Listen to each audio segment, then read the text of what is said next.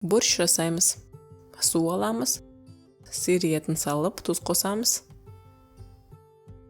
Суды қайнатып, көбігін алып, лавр жапырағын салып 2 сағат пісіреміз. Кейін өсімдік майында бір пияз қуырамыз. Сәбіз, қызылша қуырамыз. Лимон шырынын қосып, кішкене қуырамыз. Көкөністер дайын болды. Етіміз пісті, оны алып тастаймыз. Картопты қосып 10 минут пісіреміз.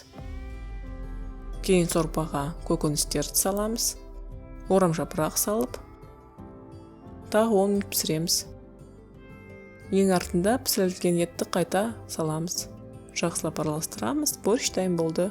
Астарыңыз дәмді болсын. Сіздермен бірге болған Дания.